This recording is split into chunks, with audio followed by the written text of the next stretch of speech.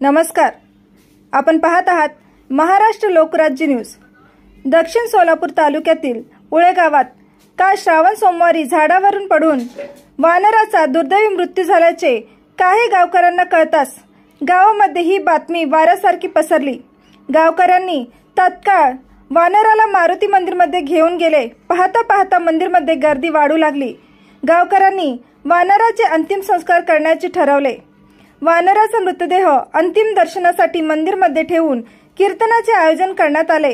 यावेळी भक्तिमय वातावरणात वानराचे अंतिम संस्कार करण्यात आले. यावेळी गावकरी मोठ्या संख्येने उपस्थित होते. उळे गावचे माजी सरपंच बाळासाहेब शिंदे यांनी या माहितीचे वृत्त महाराष्ट्र लोकराज्य न्यूजला दिले.